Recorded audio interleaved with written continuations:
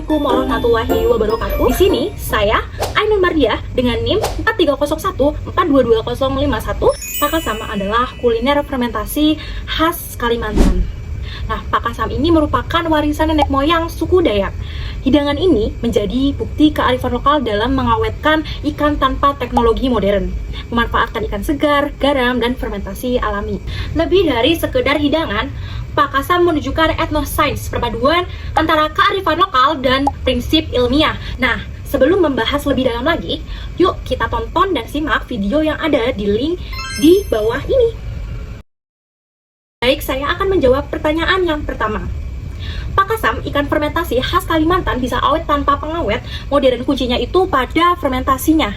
Nah, mikroorganisme, terutama bakteri asam laktat yang tumbuh subur dalam kondisi anaerob, mengubah karbohidrat menjadi asam laktat. Pertama, bakteri asam laktat mengurai karbohidrat misalnya dari nasi atau beras yang ditambahkan menjadi asam laktat. Nah, asam laktat inilah yang bertanggung jawab atas rasa asam pada pakasam. Kemudian, pembentukan asam laktat ini menyebabkan penurunan pH lingkungan. Kondisi asam atau pH rendah menghambat pertumbuhan bakteri pembusuk dan mikroorganisme patogen sehingga ikan menjadi awet. Fermentasi juga dapat menyebabkan proteolisis parsial atau pemecahan protein. Nah, oleh enzim yang dihasilkan oleh mikroorganisme atau enzim intrinsik ikan. Hal ini dapat meningkatkan digestibility atau daya cerna protein dan menghasilkan senyawa-senyawa yang berkontribusi pada aroma dan rasa khas pakasam. Selanjutnya, saya akan menjawab pertanyaan yang kedua. Jadi, membuat pakasam tanpa standar kebersihan yang baik itu berbahaya.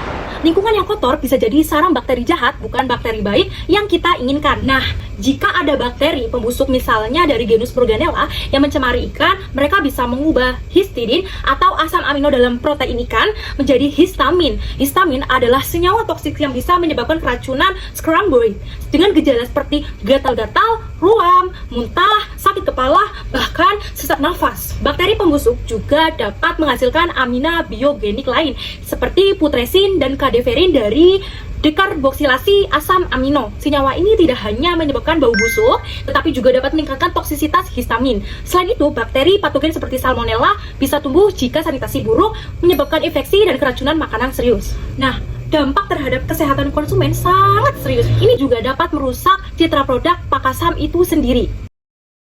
Saya akan menjawab pertanyaan yang ketiga. Narasumber menyampaikan bahwa garam dapur membuat pakasam memiliki rasa yang pahit, sedangkan garam krosok tidak.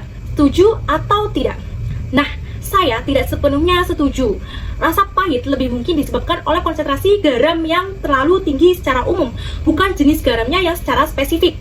Garam dapur atau garam halus cenderung lebih mudah larut dan tersebar merata, sehingga resiko penggunaan berlebihan yang menyebabkan rasa terlalu asin atau pahit mungkin lebih tinggi jika tidak ditakar dengan cermat. Sementara itu, garam krosok atau garam kasar memiliki laju disolusi yang lebih lambat yang dapat membantu mengontrol kadar garam secara bertahap dan mencegah oversalting, sehingga resiko rasa pahit karena kelebihan garam bisa diminimalkan. Kemudian, perbandingan efektivitas antara garam dapur dan garam krosok.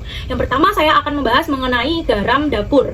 Nah, garam dapur kelebihannya itu mudah larut, cepat menyebar, dan ketersediaannya luas. Nah, kemudian risikonya itu potensi oversalting atau keasinan berlebih jika tidak ditakar hati-hati yang bisa menyebabkan rasa pahit dan menghambat pertumbuhan bakteri asam laktat jika konsentrasinya itu terlalu tinggi.